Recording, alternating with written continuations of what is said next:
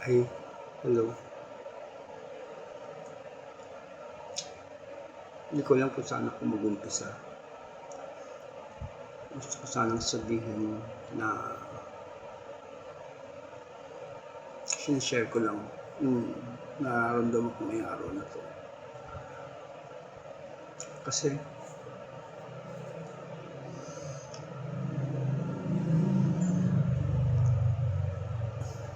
iniwalay na ako ng mga anak ko.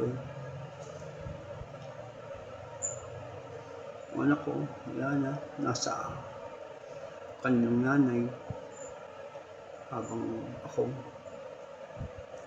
nag-umpisa, dito na lang. Hindi ganun kadali para sa sitwasyon ko, yung nararamdaman ko ngayon.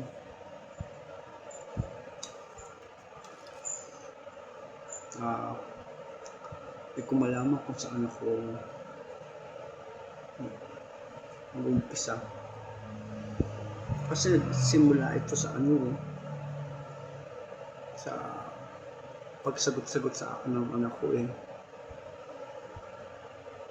ako bilang ama, dinisiplina ko, aminin ko na palo ko, nasaktan ko. Pero sasabihin ko sa inyo, kung kaya ko lang balikan yung ginawa ko, hindi ko na sana ginawa yun. Hindi na sana.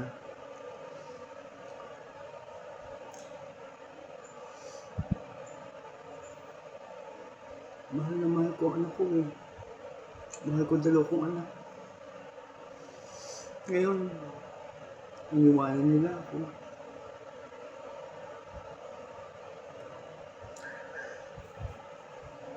'18, 19 na sila.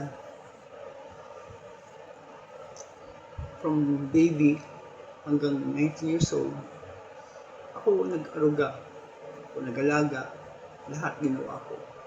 Lahat ng obligasyon ng bilang ama ginawa ko.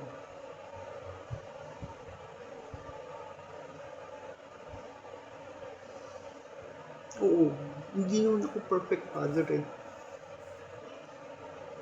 Pero araw-araw, I try to be. Lahat ginagawa ko.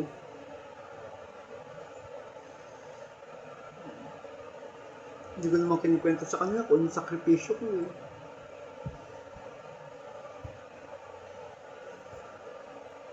Lahat ng saya, hirap, dinaanan ko para lang sa kanila.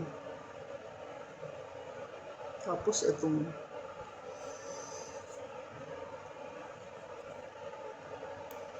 which is last week lang, I think August 15, na dahil na palo ko lang yung ate, nilayasan na nila ako. Nandun sila sa nanay nila. Ang tagal ng siguro umabot ng 1 linggo of thought processing. Pinoprocess ko na doon ko na lalaman sa sarili ko na wala na pala sila.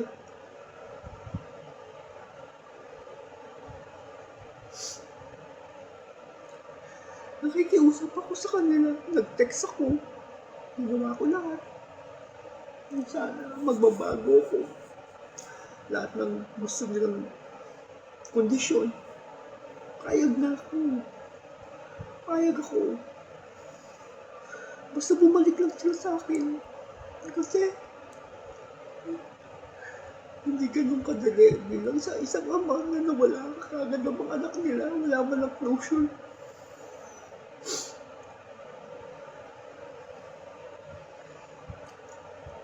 Ang hirap sa kalagayan ko.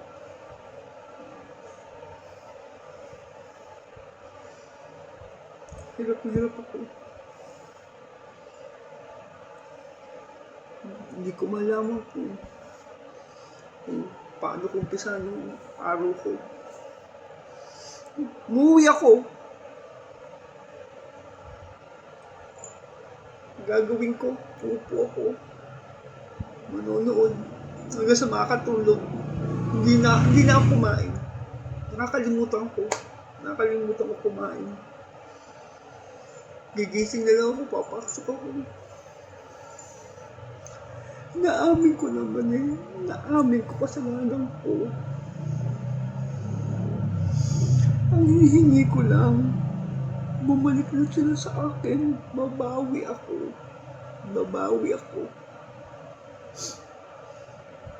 Lahat ng ginawa ko, I will make it up to them every single day. Ang hinihingi ko lang, na sana bumalik sila sa akin. Ang hirap sa isang ama. Nawala yung mga anak mo. Nahihirapan ako.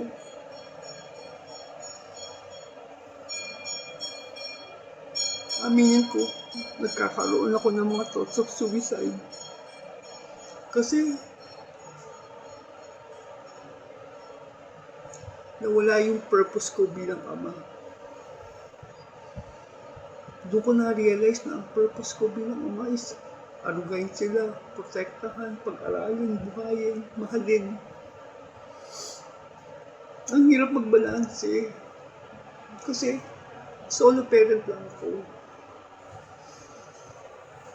May time na aminin ko, may mga problema ako.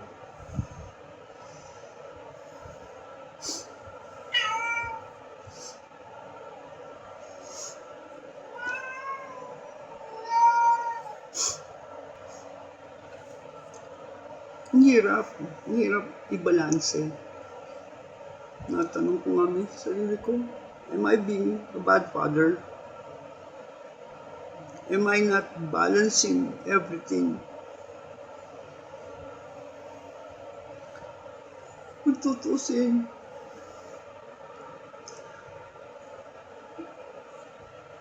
ano ba? Lahat namang ginawa ko. Didisiplina ko lang naman sila pag may mali.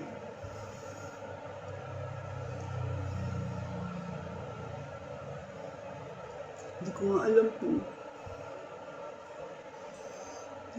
ko nga alam saan ako lulugar eh. Hindi ko talaga alam.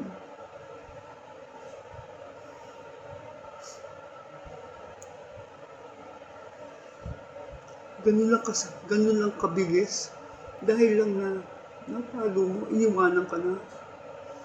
Hindi man lang sila nag-look back. Kung ano yung mga tamang ginawa mo sa kanila.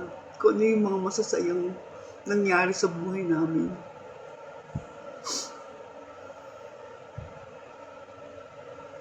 Hirap yung dinadaanan ko lagi. Ang hirap. Araw-araw. Gumigising ka. Na alam mo, pag-gising mo, wala ka maririnig na boses.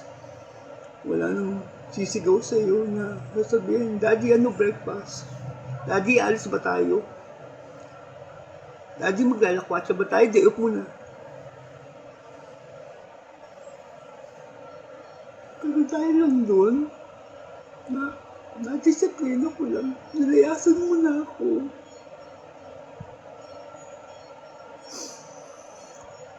Nahihirapan ang loob ko. Hirap ang loob ko bilang ama. Mahal na mahal ko kayo, Gwen at Giliana. Humihingi ako ng tawad. Balikan niyo ko. Balikan niyo ko, anak. Mahal na mahal ko kayo. Bigyan niyo ko ng tsansa na bumawi. Lahat ng mga kondisyon niyo, susundin ko. Kung kailangan magpaalipin ako sa inyo, kung kailangan maging tauhan na lang ako, payag ako. Basta nandito na lang kayo sa akin.